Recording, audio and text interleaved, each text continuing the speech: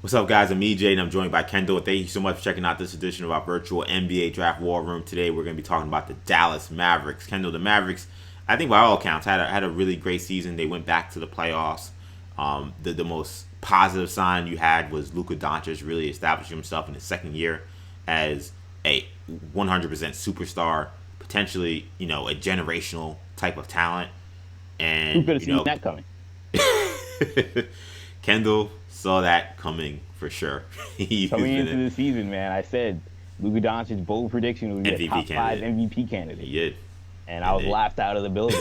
And I don't know. here we are. Luka Here we Doncic, are, man. for the rest of his prime, will be an NBA MVP candidate. I mean, that's just how good he is. And if you're a Dallas Mavericks fan, you gotta be thrilled considering you made that trade. It was um, controversial on both sides, and man, they there's no doubt that they would do it again because Doncic really established himself as a true superstar in this league. They did come in the first year with a Porzingis full season, somewhat of a mixed bag. Injuries played him at times. He played great at times, especially in the games where Doncic didn't play. He was outstanding. Um, Went to the bubble, really looked like the old Porzingis again, and then torn meniscus, gets surgery, comes into next season. Now he's got a full $100 million contract and another bad knee injury. So what happens with him? I mean, he's on the team, but what his future holds, is still unsure because of health, which has been his, the kind of the question mark for most of his career at this point. But still, a lot of optimism in Dallas, and they come into this draft looking to try to fill out the roster and move towards being just an interesting team to being a true championship contender. Yeah, no, I mean this is definitely a team that is trying to take that next step. When you have a player like Luka Doncic, although he's 21, going to be 22, this you're trying to win a championship at this point, as good as he is. So they're trying to build a roster that can win a championship. There's been a lot of talk about how they want to acquire a third star. There's been a lot of talk about can they get in the Giannis conversation. Um, we'll see what all that how all that plays itself out. Do they use this draft to get a third star? Do they use this draft to draft a player that could eventually get moved to a third star? I mean, there's a lot of options for the Dallas Mavericks. Not a lot of assets on the roster, so this draft is important because if you can hit on this pick, that pick could be the next either the next star for you or the next guy that can help you get the star because they gave up a lot of their assets to the New York Knicks. So it'll be interesting to see how they operate during this draft. But they're only a piece or two away from having beaten the Clippers last year. And had they beaten the Clippers, could they have beaten the Nuggets? So Yeah, I mean, again, Porzingis didn't play for a lot of that series, yeah, I mean, yeah, the and Mavericks fans kicking themselves. You had Porzingis getting ejected in a game they could have right, won. You had Doncic getting hurt in a game they could have won. Like, just things happened where, maybe that series, if everything is all falls in their way, maybe they win it. So right, yeah. But in the other hand, you look at it from the sour way of like, man, things would have went a different way. We could have advanced and went deep. But I look at it and say, look, man, you were really a few, really bad breaks away from, knocking out a team that at the time we thought were true championship contender. I think that there's a reason to look up and say, man, if things aren't gonna go that bad again in a playoff series for us, and we'll have better luck in the future.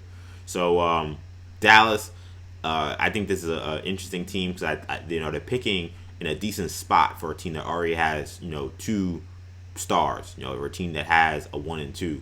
I think now they feel comfortable with where they're at in terms of, okay, how do I now get the kind of pieces around my two young stars to again try to build a championship team. So Dallas Mavericks last year finished with a record of 43-32. They played a very competitive, exciting series against the Los Angeles Clippers in the first round, but were exited in that first round of the Western Conference playoffs. They own picks number 18 and 31 for team needs. I put wing depth. Obviously, of course, you got Luka Doncic, but he's almost really your point guard. I feel like the rest of the roster, though, some of those other guys, I think they could certainly use an upgrade. Obviously, Michael K. Gilchrist. Not necessarily a guy that not a guy that you're looking at as a future position there. Tim Hardaway Jr. I thought up and down. I think for most of the season, up and down.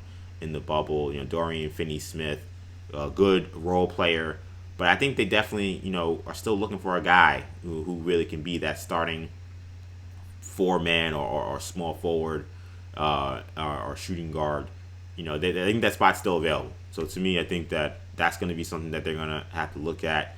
I also think that point guards, obviously again you have Luka Doncic. He's a dominant ball handler. He's going to handle the ball for most of the team. But I think the rest of those guys, you're going to need a secondary ball handler. You're going to need a secondary guy when Luka's not out there.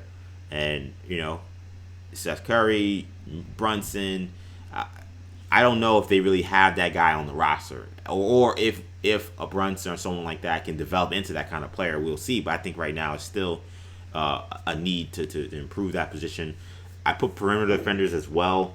Again, not they weren't a terrible defensive team as a whole. They were pretty decent, but not a lot of guys I look at as stoppers. And when you're playing in a conference, you're going up against LeBron, you're going up against James Harden potentially, though. Who knows where he'll be, I guess, considering the strike that's in Houston. I think that's a position they could still improve. And I think they need a starting five-man. Now, you could argue that maybe that needs to be Porzingis, and I would certainly hear that argument. But I don't know if they've really found a true five to play next to KP. Dwight Powell got hurt, so we didn't get to see him for much of the season. I tell you what, if there was of all the players that rose their stock for me individually, Maxi Kleber certainly did for me in terms of stock in the bubble. I thought he was really good. I watched Dallas throughout the season, but having to watch all those games in the bubble, he's a defender. He's athletic. So I don't know. Maybe he's that guy, but I think the jury may still be out. So there are certainly things this team can improve on, but they're not. They're a very talented team, and I think that they're in a position to potentially take the next step. Free agents, Tim Hardaway, $18 million player option. He will be back. He's not turning that down. Courtney Lee's a free agent, along with J.J. Barea, Willie Cauley-Stein, another guy who was hurt, Michael Kidd-Gilchrist, Trey Burke, Antonius Cleveland, and Josh Reeves. Both those last two guys on two ways, and Donnie Nelson is the general manager and primary decision maker for the Dallas Mavericks. So I'll give this one to Kendall. Kendall, you hinted that we have very differing ideals for this Dallas Maverick team. So considering that, I'm curious what you think this Dallas Mavericks team should be looking at. Yeah, so look, I like Jalen Brunson. I like him coming out of the draft, and he's been solid, which is what I think everybody, or not everybody, but what people that liked him at least thought he would be solid,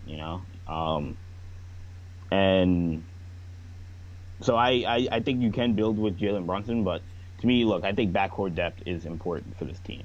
And the two guys I'm looking at, really three guys, but particularly two. I'm looking at two Texas, Dallas area guys. I know a lot of Mavs fans might be thinking about R.J. Hampton, who's from Dallas. I'm not thinking about the Little Elm legend himself, R.J. Hampton. I'm actually talking about Tyrese Maxey from South Garland High School out there in Dallas, Texas, and Desmond Bane from TCU out in Fort Worth. Those are the two guys that I would target if I'm the Dallas Mavericks. I would start with Tyrese Maxey, who may not be there at 18, but Maxey gives you a player that the Mavs haven't had in a while. I think, go back to the days of Roddy Beaubois, and Devin Roddy Harris. Buckets. Roddy Buckets. Roddy That's Devin a call Harris. there, Hey, man. look, EJ, man, you didn't say it in this video, I don't think, but you used to be a huge Mavs fan. I mean, back in the day, it was the Knicks and the Mavericks for EJ. So Yeah, for sure. yeah. So I know EJ getting nostalgic thinking about Devin Harris and Roddy Beaubois, but Jet even, like that's the kind of player that Tyrese Maxey can give this Dallas Mavericks team. They haven't had to play on a team that, again, I think is going to have to compete for a championship, and going to have to, if you're going to be playing with Luka Doncic, Kristaps Porzingis. Luka, again, superstar player, expects a lot out of the players around him.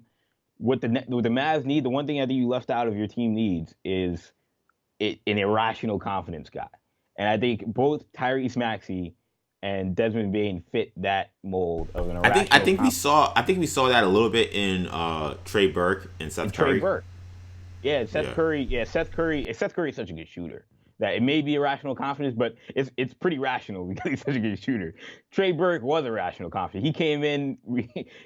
I believe he got signed coming into the bubble, and he Yeah. just Like lit it was all up. of a sudden their best guard Yeah. outside of Luka. So that was certainly irrational confidence, and I think Maxi and Bain both personify that.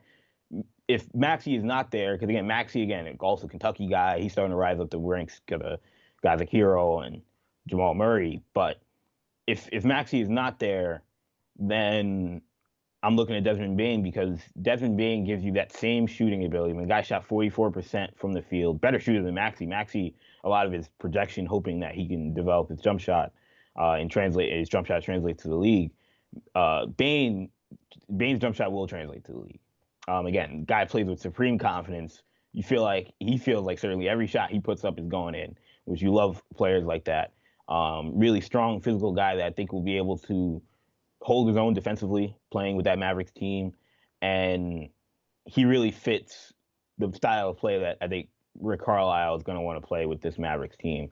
This is me. This is me taking a strength and making it stronger. I understand that they have weaknesses that aren't addressed really by drafting Tyrese Maxey and Desmond Bain, but you know sometimes the concern it goes both ways. A lot of times you do want to address weaknesses in the draft. That's obviously the primary thing that you want to do, the primary focus. But sometimes teams try and do that, and then they draft players that don't fit their mold, and then those players kind of don't end up really getting played because the coach doesn't like having a guy that doesn't do what the team likes to do. Sometimes you need to draft players that play like the guys you have, because then that player is going to certainly be able to play. So, yeah, Desmond Bain and Tyrese Maxey are the two guys I'm looking at. I tell you what, that last minute or so, you really just took the words out of my mouth in terms of why I really like the idea of Bain. Again, teams, yes, it's proven on their strength. Dallas was second in the league in 3-pointers made, but at the same time, he fits right into how they like to play. So, sometimes sometimes a need isn't necessarily a fit for how you play. You know what I'm saying? We don't know what the Rockets will be, and we'll talk about the Rockets soon. But the Rockets need a big man who can protect the rim, defend. Does that fit? Well, not necessarily how they've liked to play. Now, obviously, that may change considering they have a new regime in. But sometimes that's. So I know exactly what you're trying to say with that, and I like both picks. You know how much I love Desmond Bain. I mean, I think he's rising. So if he went 18, I'd have zero problem. He's one of my favorites in this draft. I think he'll probably be in the low 20s, but I think he could definitely go that early in this draft. The guy I targeted, I put down Josh Green. I put down Josh Green for 18. Actually, I have a guy for 31 too, but quickly I'll go with 18 because I think Green. It's funny because I think we did the same thing with the Trailblazers. I feel like Green is like the best of both worlds of what we're trying to decide, because you're saying we need a guy who fits how we play, but also fits needs we have. And I think they need perimeter defense. Okay, Josh Green fits that. But I think he also can shoot. I think he also can get up and down the court. I think he's also a very smart, heady player, and can fit right into this Dallas Maverick offense. So, so to me, I think that he's kind of the best of both worlds. I think you don't lose anything with what he brings to the table in terms of how you like to play. I mean, imagine him running with Luka on the break or getting those backdoor cuts from. I mean, I could imagine the highlight reels you'll see on that team, and we know he can shoot the ball, so you still get to space the floor. And I think that he's a really underrated guy. I think people maybe thought the production would be much better at Arizona, but sometimes you look at the production, you see what it is, but sometimes you also gotta look at the skill set, and to me, the skill set's all there for him to be a really solid, NBA player. And I think that's what he feels like Dallas, a guy with a pro game. Yes, exactly. Like, I feel like a guy with a pro game. Maybe not even 20-point scorer pro game, but like a guy, again, all the requisite abilities, traits that you would want from a wing, an athletic wing that is playing the 2-3 next to Luka Doncic. And I just again, I think that that's a spot that they're still gonna have to figure out. I don't think Tim Hardaway will be there beyond next season, though I'm not 100% sure. I think Dorian Finney-Smith has played well, and he actually is he does exactly what they need him to do. So he's a good piece.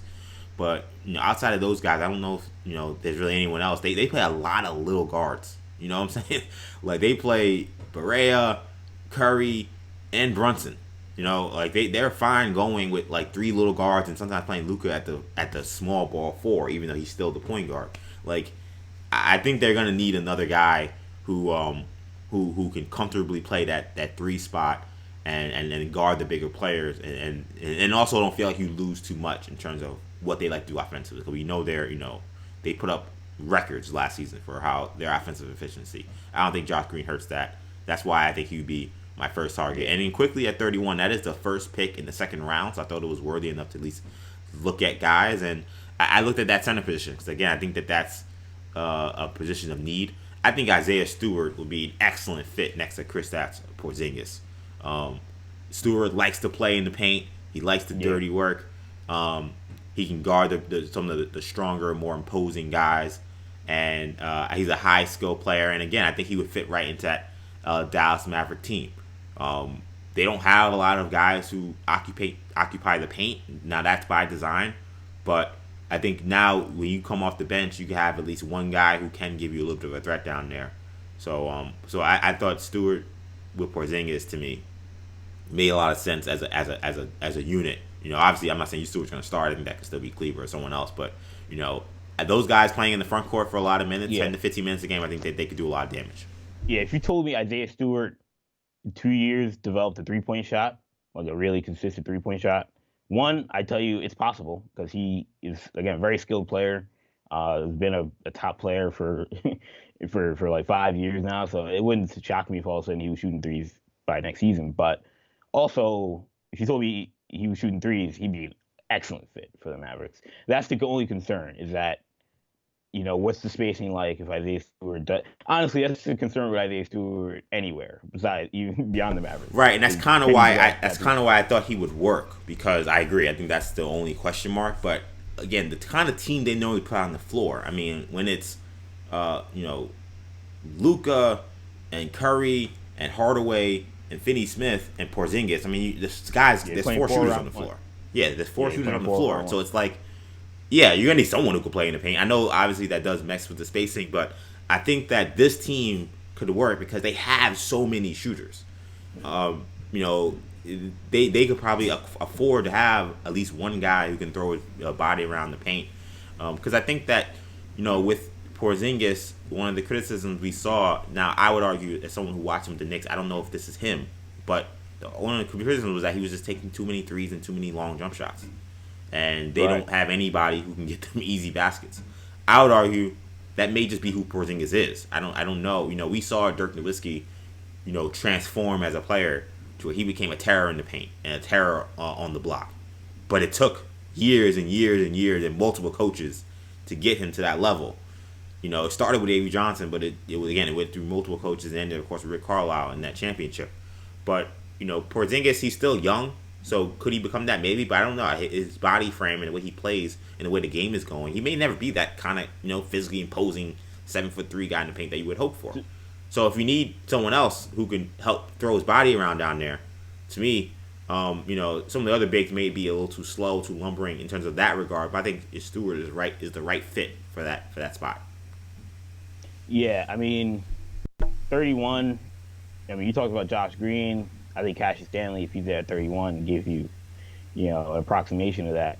More athletic, maybe not as skilled, but gives you a version of what Josh Green gives you. A guy at 18 that I didn't mention, I kind of mentioned, I said 3 players, was RJ Hampton. The thing I like about Green and Hampton is that those guys have the upside to be guys that I could trade for a third star.